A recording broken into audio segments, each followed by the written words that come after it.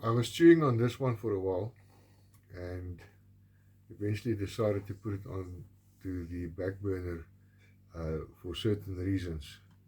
I came across works by other people on the subject and decided to just stand still for a moment and see what the other perceptions is with regards to the subject. Wynand de Tooy did some brilliant uh, presentations on leadership, and I suggest you go and have a look at it. It's really good. He's also a very good leader, shaped by a lot of things in his life, very knowledgeable. And if you stick around and you see what I've got into this presentation later on, you will see what I'm talking about if I say that he's one of the people that has got the makings of what we are looking for in South Africa at the moment. Now, I'm not a specialist on leadership. That's the bottom line. I was educated, I did some leadership development in the Air Force, and I applied it very successfully in my position in the Air Force at that point. I also came back when I started this presentation, I also did a lot of research and collated that into what I'm going to present to you, discuss with you today. I'm Klaas, good afternoon and welcome to Urban Buck. What we've got in South Africa is a leadership dilemma, and a lot of you will quite readily, not might, you will quite readily agree with me, because we're sitting with elections coming up the driveway in 2024, and what do we have in terms of leadership in South Africa? If we look at what the ANC is offering us, a lot of South Africans are angry. The pot is almost boiling over about how the way the ANC is managing South Africa. And I can start by infrastructure, I can start by service delivery, I can mention crime statistics, and I can mention the president gallivanting into a conflict, trying to broker peace when what is wanted in that conflict has already been indicated is not peace. So why don't you clean house before you go into another country, into another guy's affairs, and try and still the emotions over there? Like I said, 2024 elections are around the corner, and everybody says, but let's vote them out. How? Are you going to get at least 30 million votes and present it to a certain party and say, there's your votes, now take the ANC out of power? No, it's not going to be that easy, because we know what South Africans are. They would rather not vote than vote for a party or any other party for that matter with whom they are not happy with and whom they will not support by any means. That leaves us the ANC. To get the ANC out, first of all, it leaves us with the DA. DA has also indicated their loyalties to South Africans. There's a lot of things that I can mention. I won't mention it on this open channel. But the loyalties that they have shown a predominantly Christian nation with Christian norms and values, does that stick with a party that you want to be in charge of this country? They want to, if Putin sets foot in South Africa, they want to arrest him, because they want to play by the rules of the ICC, the International Criminal Court. So that's where we are. The other parties are smaller. Some of the parties are actually trying to do something, but what? Nothing is happening. In 2019, we had 48 parties vying for 400 seats in the National Assembly. Eventually, the ANC walked away with 249 seats, and the DA became the official opposition with only 89 seats. The EFF took 25, a party that is now this year celebrating their 10th anniversary. They took 25. The IFP, which has been around since 1994, they only took 10. Then there were some parties that was mentioned, like the Freedom Front Plus, the ACDP, the UDM, the ATM, the Good Party, and who knows what else. And I see now in this week, the exiled ANC member Carl Nias also decided he's going to go into politics, and he registered the African Radical Economic Transformation Alliance, ARETA. Now, how many votes he's going to get, I'm not sure. If we look at what we require in South Africa to make things work, we look at first, we look at sound leadership. What kind of leadership do we want? Do we want a traditional leader or do we want a political leader, or do we look for a leader that is being recognized by the people as a leader? And what does that leader have to offer South Africa? It's not that easy with 11 official languages in this country, with English being the language that's spoken the most. You look at so many different cultural groups, but if you look at other countries with so many different cultural groups, let's say for instance China, and I'm not going to chance how many different cultural groups there are in China, but they've got one leader and they're making a success of it. So it is possible. So what are we looking for in a leader?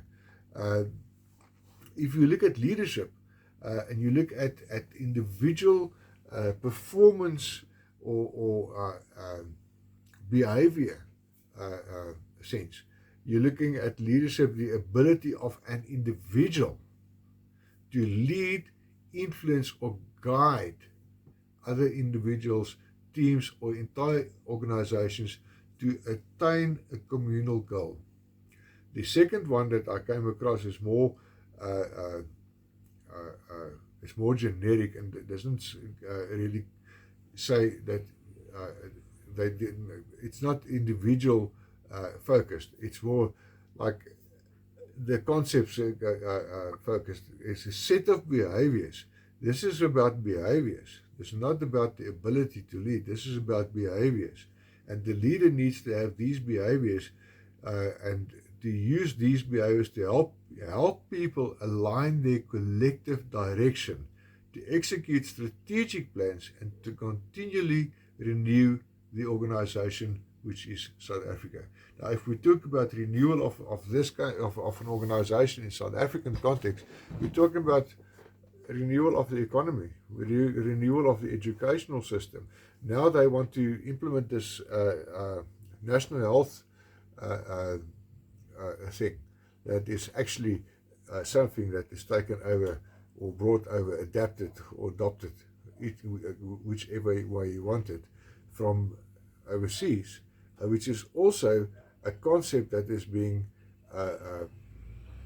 forced upon the country to abolish private medical care and introduce national medical care, same medical for each and everyone in South Africa.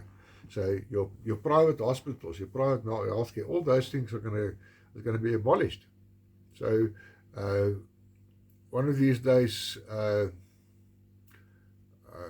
your best hospitals in Johannesburg, for that matter, is going to look like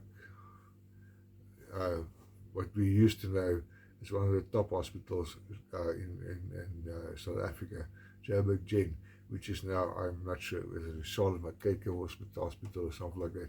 Look at what happened to Baragwanath, one of the best hospitals in the Southern Hemisphere a couple of years ago. Look what it looks like now. There's so many reports about people actually giving birth in the passageways. There's no beds. People are sleeping on the floor. Is that how you define national health care? So that's the organization that we're talking about. renew organization, renew infrastructure. Our infrastructure is shot. I'm not sure how trains can actually run. I saw one of these lamppost headlines the other day that Transnet is now going to refurbish the locomotives that's running from the mines to the power stations. Which, does it give you hope? Or is it just another way of swallowing money in the gullet and not doing anything with it?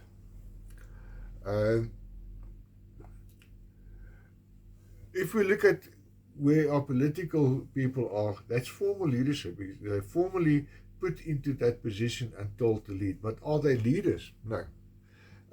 If we look at informal leaders, which is more your natural leaders, an individual that does not have a status or a group's of being a group's leader, but group members see that person and consider them to be a leading force.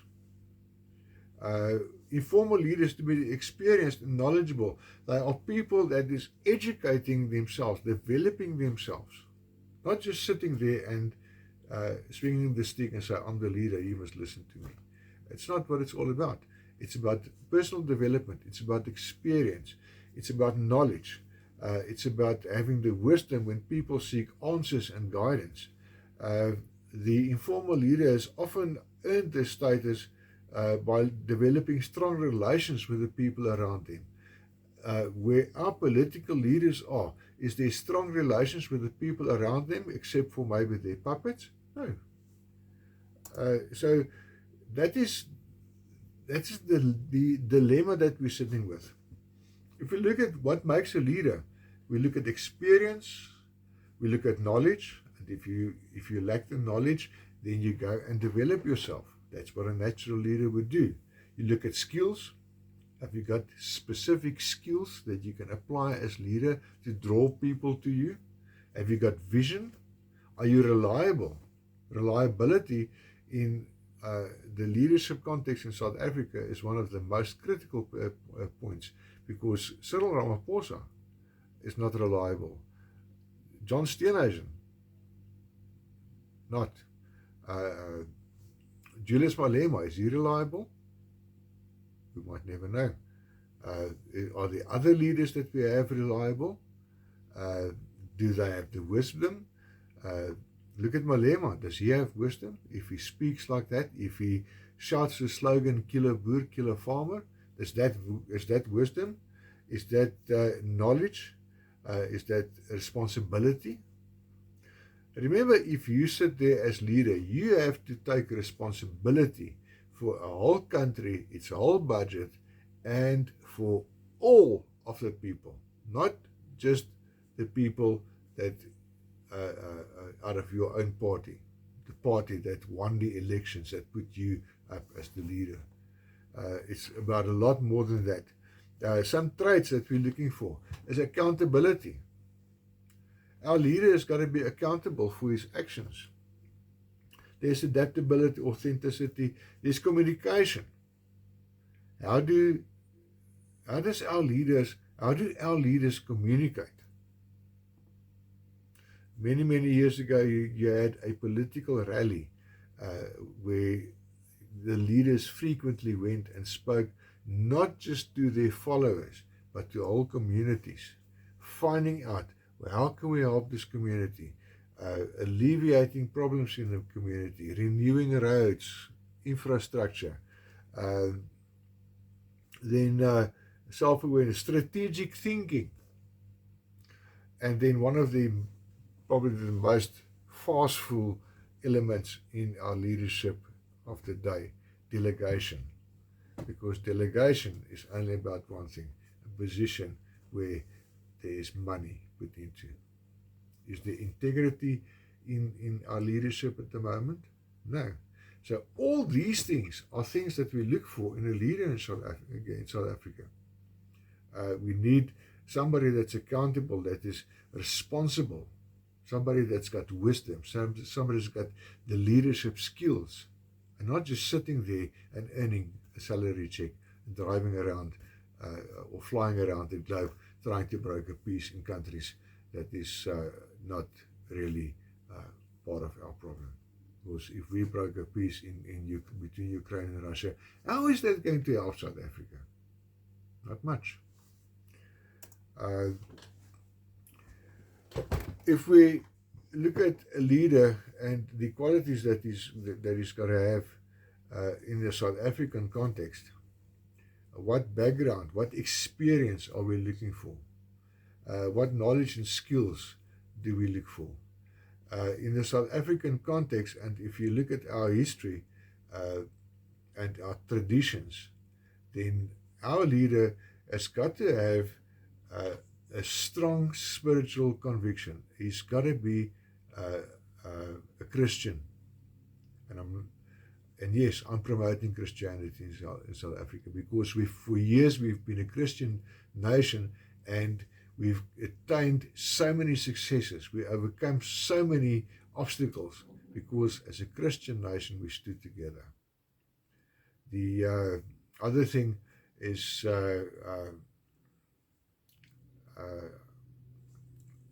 if you have the makings of a soldier, then yes, it will help as well. Because once you think like a soldier, you start thinking about strategic things. You start thinking strategically, and you start thinking, in other instances, you start thinking tactically. You've got that discipline to be reliable. You've got that discipline to be responsible, to be diligent. That is what our leaders look like. That is the leadership that we require in South Africa. Characteristics, the ability to make decisions, decisiveness, which we don't have at the moment, particularly when under pressure. Look at when with the past 3 years since beginning of 2020, March 2020, we all know what happened, and so the whole world community was under siege because of Corona. How was the decisions made by the president of this country? Did he make correct decisions? Maybe, maybe not. What was his ability to make decisions? Nothing. I think he had to command that whatever a command council that was making decisions on his behalf, and some of those decisions were absolutely rubbish and absurd. If we look at our current leader, trustworthiness, nothing. Empowerment of others, and like I said when I spoke about delegation, empowerment of others to take money out of the chest. That is what empowerment and delegation is in this country. Clear communication, to a point maybe, but I'm not going to say that our current leadership has got clear communication. Have they got resilience? Resilience based on what? Lies? Money? Yes, perhaps that. And then also self-development once again. If you lack in certain areas, go and develop you in that area. Like somebody said, I'm very well qualified, but my panel around me, some of them are even better qualified than I am. Now that is wisdom. If you can get to the point where you say, you know what, I'm not competent in this area, but let me get somebody that can answer your questions. Let me introduce you to somebody that is sitting next to me that is advising me because he's better qualified at this subject than I am, because I am the informal leader. People come to me for certain aspects, but there's also certain things that I lack. The leader has got knowledge of his people. He knows his team. He knows the abilities. He knows the shortcomings. He knows the weaknesses, what makes them tick and what motivates them. The leader that we need in South Africa is the one that has got knowledge of the tradition and customs of the South African, of, let's say it, the Boer. He's got to be God first. He's got to be a patriot. country first. He's got to have, and out of the background of where South Africa is coming from, he's got to have strong moral Christian values based on biblical principles, which at this stage, at this time in the world, is also being tainted with all sorts of other beliefs that does not fuse with the Christian model. Language, we are becoming very generic here. But if we look at the race of the leader, we need to have somebody that, irrespective of his race, being able to be a leader to keep the nation together as one and lead South Africa into a collective direction. What is a collective direction? Economic growth, infrastructure. If we have good infrastructure, we've got good economic growth. Services. And services are more people-oriented because we need water, we need sanitation, we need energy. Our power stations, our whole electricity grid is under strain most of the time. So that's the challenges for a collective direction. Protection and retention of our of our mineral wealth. Now, there was talk the other day on about a week ago on Twitter, and I did my own research on that by using Google Maps and looking at the stretch between just the other side on the Mozambican border between Ressano Garcia and Maputo. There were 4 trains using that tract. 2 of them coming from Maputo empty to go and fetch the coal. 2 of them already loaded with coal going back to the harbour in Maputo. That's where our coal is going. Trucks are standing 4 aside on the road next to the outside of Komatipoort waiting to go through customs. Why is our mineral wealth being exported in this country, and do we actually get paid for that? Safety and security of our citizens. Our farmers are being decimated on their farms, but the leadership in South Africa is somehow oblivious of that. Why? Is that adhering or sticking to the collective direction to improve South Africa, to improve the organization? No. We're sitting with values and morals that is going down the drain. Stuff that is being forced into everybody's throat around each and every corner, each and every shop, with each and every company that is bringing his wares to the marketplace for each and every South African to make use of. But what is the values and morals of that organization that's bringing us certain items that we need on a daily basis? Clothing, telephones, vehicles, a lot of things that's been tainted by strange values and morals that is not acceptable to a lot of South Africans in South Africa. So that is what the leadership requirement is for South Africa. If you have that type of leader, and if you have him ready, please introduce him to South Africans, because we need a leader like that, especially with the 2024 elections coming up, to get the process rolling of getting that leadership or the party that he represents into place, so that South Africa can be turned around and become a better place. If you like this, please like, subscribe, and ring the little bell so you can get notifications for future productions. Thank you for sticking it out with me. I hope this makes sense to you. Enjoy your long weekend and take care of yourself. Be safe.